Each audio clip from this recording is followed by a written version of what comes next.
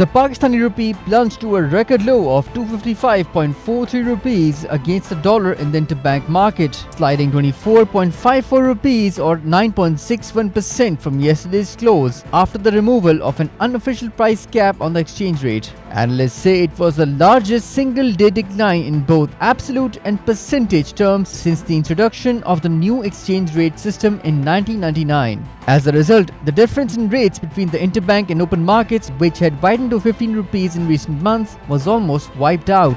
Meanwhile, domestic gold rates hit an all-time high of 195,500 rupees per tola after gaining 4,900 rupees. The 10-gram rate of the yellow metal jumped 4,201 rupees to 167,610 rupees. Moreover, the rate in the international market jumped to $1,936 after an increase of $11. The development comes as the rupee plunged to a record low against the US dollar in the interbank market. However, shares at the Pakistan Stock Exchange continue to rally, with the benchmark index crossing the key 40,000 points mark.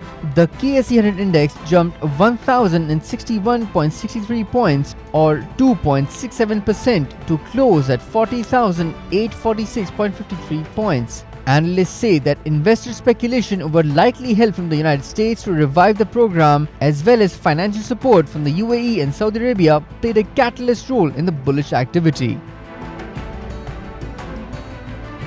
Former Prime Minister Imran Khan believes that Pakistan cannot shun the idea of reaching out to the IMF for an economic bailout any sooner, and says his party, if returns to power, will have no choice except to stick to the lender's support. In an interview with Bloomberg, the former premier minced no words while sharing his radical plan to shore up the ailing national economy, with the IMF also having a part of it. In the interview, the former premier said his government will have to make unprecedented policies in the country. He also said he would reappoint Shaukat Tareen as finance minister.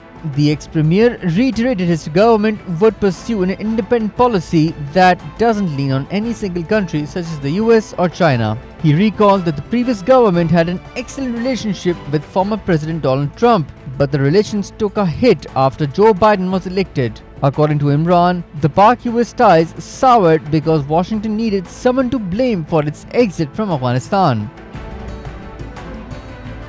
A 15-member cabinet was sworn in as the Khyber Pakhtunkhwa caretaker cabinet hours after KP Governor Haji Ghulam Ali issued a notification formally appointing them for the roles. The development follows the Election Commission of Pakistan's recommendation to the KP government to hold elections between 15th and 17th April in the province. The ECP's direction came days after Muhammad Azam Khan on 21st January had taken the oath as the KP caretaker chief minister, and Syed Mohsin Raza Naqvi's appointment as Punjab caretaker chief minister on Jan 22nd. However, PTI leader and former provincial finance minister Taimur Jagara has raised objections over the newly appointed interim cabinet. Jagara shared the notification of appointments over Twitter, saying, "Sadly, this looks like a PDM cabinet barring a couple of names."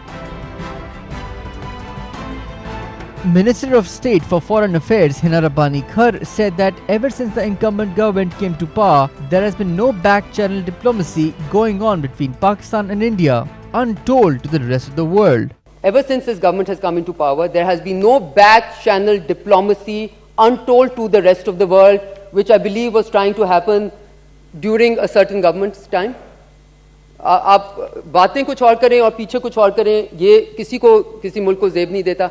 Back channel diplomacy अगर result oriented हो तो ज़रूर होनी चाहिए. अगर हुकूमत अपनी, शायद इस वक्त किसी किस्म की बैक चैनल डिप्लोमेसी नहीं हो रही, उस वक्त एक बैक चैनल डिप्लोमेसी हो रही थी जिस पे शायद हुकूमत को पता था, नहीं पता था, we don't no.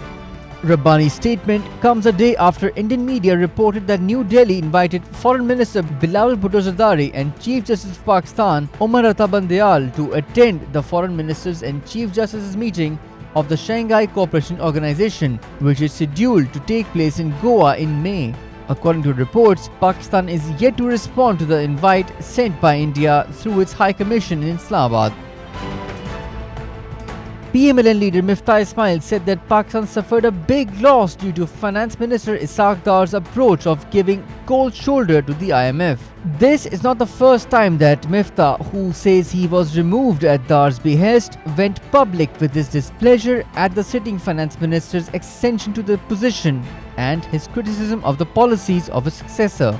Earlier this month, the ex-minister had blamed Dar for orchestrating a campaign to undermine him. Commenting on the prevailing economic crisis, Ismail said Dar underestimated the IMF's role, which hurt Pakistan's cause.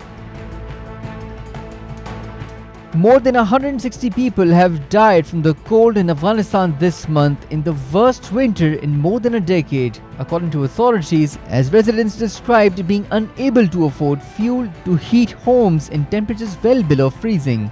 A spokesperson for the Ministry of Disaster Management said 162 people have died due to cold weather since 10th January until now, with 84 deaths taking place last week. The coldest winter in 15 years, which has seen temperatures dip as low as -34 degrees Celsius, has hit Afghanistan in the middle of a severe economic crisis.